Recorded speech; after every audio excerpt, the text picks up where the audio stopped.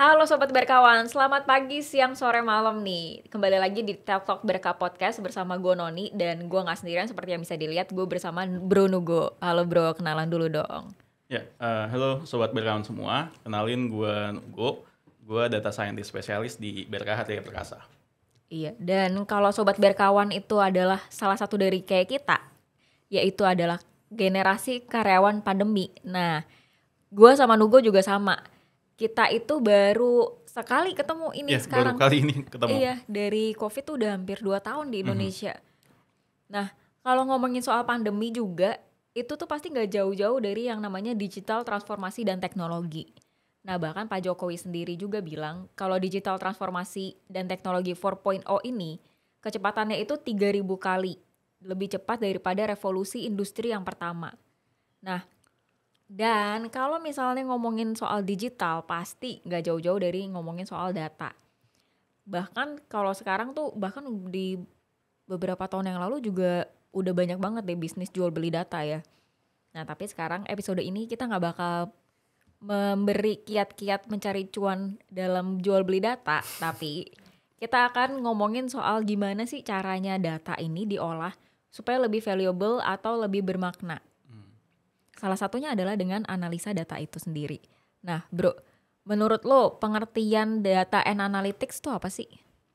Oke, kalau kita boleh merujuk dari Investopedia ya, jadi data analysis itu definisinya sebagai the science of analyzing raw data to make conclusion about that information.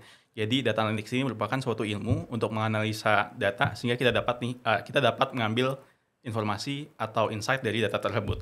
Jadi just by that definition aja, kalau berbicara terkait data analytics itu as simple as kita mengolah data di Excel. Itu juga udah termasuk data analytics. Nah, tapi di sini dengan adanya pertumbuhan data yang cepat serta adanya business requirement tertentu, sehingga diperlukan nih analisa yang lebih komprehensif lagi.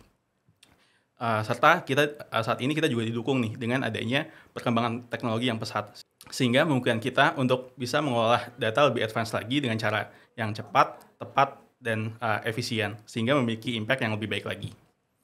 Oke, itu pengertiannya ya. Tapi sebenarnya sepenting itu nggak sih data and analytics? Kenapa mesti ada data and analytics? Ya, untuk menjawab mengapa sih data analytics ini penting, di sini gue coba mulai trigger dari data never sleep ya. Ya di sini ada infografis sumbernya dari Domo, data never sleep 9. Ini di sini berisikan summary terkait data yang diproduksi di setiap perusahaan global pada tahun 2019 nih.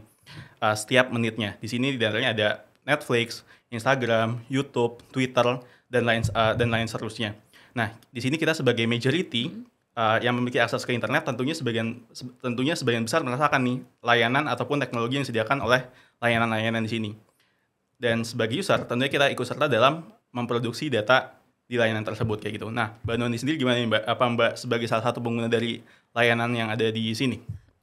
Kalau ngomongin soal layanan, mostly gue pakai sih. Instagram udah pasti gue pakai. Google juga. Netflix gue pakai nih buat yang jomblo-jomblo, mungkin sobat berkawan juga Tinder. Mungkin udah di consider mungkin ya dipakai juga gitu. Ya, oke, cool. Jadi intinya di sini Mbak Noni juga pengguna dari salah satu atau bahkan beberapa layanan tersebut ya Mbak ya. Dan tentunya turut berkontribusi dalam memproduksi data di layanan tersebut. Nah, sebagai contoh dari infografis ini, di sini kita bisa lihat bahwa Netflix itu ada, misalkan kita ambil di sini Netflix, ada sekitar hampir 700.000 video yang diputar dalam 1 menit, itu on average. Kemudian ada lagi Twitter, dia ada sekitar 511.000 tweet yang dipost dalam waktu 1 menit, itu juga on average, dan seterusnya, masih banyak lagi. Nah, dan sebagai catatan aja nih Mbak, untuk infografis ini, itu merupakan data pada tahun 2019, di mana kalau kita coba fit modelnya dari tahun ke tahun, pertumbuhan data ini tuh tumbuh secara eksponensial. Nah, belum lagi saat ini dengan the pandemics ya, di mana kita banyak menghabiskan waktu di rumah. Tentunya perusahaan yang berbasis hiburan seperti Netflix, YouTube, Instagram, Twitter, dan lain seterusnya, ini diprediksi menghasilkan data yang jauh lebih banyak lagi. Seperti itu. Dan hal ini juga tentunya bisa saya sebutkan bahwa terjadi di semua organisasi nih, terutama yang bergerak di bidang teknologi. Misalkan aja perbankan kayak itu melalui melalui m-banking ataupun internet bankingnya seperti itu. Selanjutnya ada lagi pendidikan, edutech, di mana saat pandemi ini anak-anak mungkin melakukan pembelajaran secara daring ya dari rumah seperti itu. Selanjutnya ada lagi misalkan lagi di industri financial technology atau fintech, mungkin Mbak sendiri lebih familiar dengan pinjaman online atau pinjol ya seperti itu. Nah belum lagi ada e-commerce nih, yang saat pandemik ini kebanyakan transaksi penjualan yang dilakukan itu secara online ataupun virtual, dan masih banyak industri lainnya. Dan lagi-lagi diyakini bahwa growth pertumbuhan datanya ini tumbuh secara eksponensial. Dan ada lagi nih, concern dari Eric Schmidt, dia merupakan seorang executive chairman di Google. Dia menyebutkan bahwa dari awal peradaban manusia sampai dengan 2003, itu diciptakan sekitar 5 exabyte data. Nah, tapi saat ini setiap 2 harinya itu diproduksi sekitar 5 exabyte data juga tuh Mbak. Jadi Mbak Doni bisa bayangin nih, kira-kira berapa sih data? Jujur gue nggak bisa ngebayangin sih. Seberapa gede sih sebenarnya exabyte, gue baru pertama kali dengar tuh. Exabyte ya. Jadi exabyte itu sekitar 1 miliar gigabyte. Atau mungkin sekarang hard disk kan dalam tera ya. Jadi ya tinggal dibagi 1000 aja. Jadi sekitar 1 juta terabyte yang diproduksi. Seperti itu Mbak Noni. Jadi bisa bayangin tuh kira-kira berapa banyak sih data yang kita produksi setiap harinya. Gila sih, itu gede banget sih. 1 juta tera coy. Nah, sekarang apa hubungannya antara pertumbuhan data yang terus tumbuh tadi dengan data analitik seperti itu? Nah, di sini sebagai ilustrasi aja, kita punya banyak sekali data yang terus tumbuh tadi itu dalam bentuk raw data atau data mentah. Nah, tapi di sini kita nggak punya nih pengetahuan apa-apa terkait data tersebut. Data ini nggak punya label, terus kita belum tahu fungsinya apa. Bahkan kita nggak tahu nih data itu ada fungsinya atau enggak kayak gitu. Jadi benar-benar di sini datanya cuma sebatas ada aja atau eksis. Seperti itu. Nah, tapi once di sini kita bisa memilah, oh data ini berbicara tentang A, data ini berbicara tentang B, data ini berhubungan dengan C, D, E, dan seterusnya. Nah, di sini kita bisa memilah-milahnya, hal ini akan menjadi suatu informasi, seperti itu. Dan saat kita bisa menghubungkan poin-poin data tersebut, hal itu akan menjadi suatu knowledge. Lalu once kita dapat menghubungkan 2 atau lebih titik yang ada, hal itu akan menjadikan suatu insight dan juga wisdom. Dan nantinya akan menghasilkan impact untuk suatu organisasi.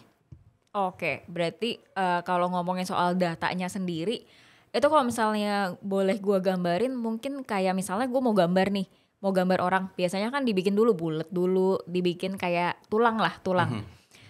Nah, itu adalah data. Jadi orang-orang yang ngelihat gambar gue, ngelihat cuma buletan sama tulang, kayak ini gambar apa? Gak ada yang tahu, gitu kan. Nah, begitu si data itu diolah lebih spesifik lagi, dia menghasilkan informasi. Jadi kayak mungkin dari yang tulang tadi gue lebih detailin lagi. Yes. Akhirnya orang bisa ngeliat, oh ternyata Noni tuh mau bikin orang gitu. Nanti selanjutnya begitu informasi makin diolah, akhirnya menciptakan knowledge, dan terus lanjut lagi sampai ke wisdom. Gitu ya. Oke, paham gue. Ya, jadi kenapa sih data analitik ini penting? Ya, jadi as simple as kalau kita biarin aja nih data yang masuk, yang diproduksi misalkan oleh customer seperti itu, terus nggak diapa-apain, ya cuma numpuk aja di server, menuhin storage kayak gitu. Padahal sekarang istilahnya data itu is the new oil ya. Dimana data now is the most valuable resources in the world. Seperti itu. Dalam artian bahwa data dalam bentuk raw data is not valuable in and of. But data itu akan bernilai kalau data itu dikumpulkan dari resource yang terpercaya, secara lengkap, akurat, lalu terhubung dengan data-data yang lain yang saling relevan dengan data itu sendiri, dan dilakukan pada waktu yang tepat. Seperti itu. Nah, ketika semua itu dilakukan, itu akan membuat data itu sangat berharga, dan dapat dijadikan sebagai alat pengambilan keputusan ataupun kebijakan oleh para stakeholder untuk kepentingan suatu organisasi. Oke, tadi kan lu udah jelasin nih soal pengertiannya, terus kenapa penting sih data and analytics. Selanjutnya yang bikin gue penasaran adalah, ada nggak sih tipe-tipe data dari analytics itu sendiri? Yes, jadi ada pembagian data analytics itu sendiri. Jadi data and analytics itu bisa kita klasifikasikan jadi 4 jenis ya. Ada deskriptif, ada diagnostik, ada prediktif, dan yang terakhir ada preskriptif. Ya, jadi yang pertama ada deskriptif, di mana di sini deskriptif analytics di sini dia berusaha menjelaskan apa sih yang terjadi. Selanjutnya lagi ada diagnostik, di sini dia berusaha menjelaskan kenapa hal itu terjadi. Selanjutnya lagi ada prediktif, di mana dia berusaha melihat ke depan nih, apa sih yang terjadi ke depannya. Dan yang terakhir ada preskriptif. Di sini dia berusaha untuk merekomendasikan apa sih yang seharusnya atau sebaiknya dilakukan dari analisa sebelumnya. Seperti itu. Jadi kalau dalam hal ini jenis atau tipe data analitik ini lebih seperti tahapannya atau leveling, dan bergantung atau disesuaikan lagi dengan kebutuhan atau question to answer-nya seperti itu. Nah, jadi dari tipe data analisis yang dilakukan dari deskriptif ke perspektif, dia bisa dilihat bahwa semakin advance ya data analytics yang dilakukan. Dan akibatnya apa? Maka akan semakin banyak value yang kita dapatkan dari sini. Tetapi juga tentunya semakin kompleks atau model yang kita gunakan. Oke, berarti ada empat tipe ini ya. Berarti yang paling lemah ini yang deskriptif dong ya, yang paling apa ya, advance atau yang paling pro kali ya disebutnya itu yang apa tadi preskriptif gitu. Ya, pertanyaan menarik nih Mbak Noni. Jadi sebenarnya tadi udah sempat saya singgung sebelumnya. Jadi untuk data analitik ini itu digunakan itu bergantung dengan question to answer-nya ya. Jadi sebenarnya descriptive analytics aja itu cukup ya gitu. Jadi misalkan di sini descriptive analytics itu misalkan kita ibaratnya cuma mencari data, selanjutnya sesimpel kita melakukan pivoting atau kita lakukan visualisasi, itu sebenarnya udah sangat insightful ya. As long as question to answer-nya itu terjawab seperti itu. Di mana kita sudah mendapatkan informasi yang sudah menjawab pertanyaan kita. Jadi ketika kita dihadapkan dengan data analytics, ada nih sebagian orang yang kucuk-kucuk, ya udah kita netapin metodenya nih. Misalkan kita pakai metode populer, misalkan lagi kayak algoritma machine learning seperti itu, atau mungkin neural network yang terdengar canggih-canggih seperti itu. Namun sebenarnya question to answer-nya itu nggak dijawab sama dia. Nah, kenapa hal ini penting? Karena kalau question to answer-nya salah atau nggak terjawab, itu maka most likely analytics yang kita lakukan ke depannya ya juga salah juga, seperti itu. Bahkan beberapa kesempatan, saya pernah menemukan ada yang analytics-nya begitu canggih, tapi dia nggak ngejawab tuh question to answer-nya. Sedangkan ada yang analytics-nya begitu sederhana, tapi dia mampu untuk menjawab pertanyaan yang benar-benar krusial di situ. Dan dalam hal ini tentunya yang better adalah yang analytics-nya sederhana, namun dia bisa menjawab pertanyaan yang benar-benar krusial. Seperti itu. Oke, berarti dari 4 tipe tadi nggak mesti semuanya dijalanin, tergantung kebutuhan sobat berkawan masing-masing gitu ya. Betul banget Mbak. Nah, cuma gue nemuin case juga nih, ada beberapa organisasi lah ya, mereka tuh udah punya data, tapi datanya tuh masih berantakan, atau kalau dalam tanda petik itu datanya masih sampah gitu. Nah, kalau mereka punya data masih sampah, itu mereka bisa olah nggak sih datanya jadi lebih berguna gitu, dan tahapan-tahapannya tuh apa aja sih? Ya, jadi kalau ditanya bisa atau enggak, sebenarnya bisa-bisa aja ya, seperti itu. Tapi hasilnya tentu nggak merepresentasikan apa yang kita mau. Jadi ya macam garbage in, garbage out. Kita masukin sampah, ya keluar sampah, seperti itu. Jadi pada dasarnya kan tadi analytics itu it's about making better decision based on insight from the data ya.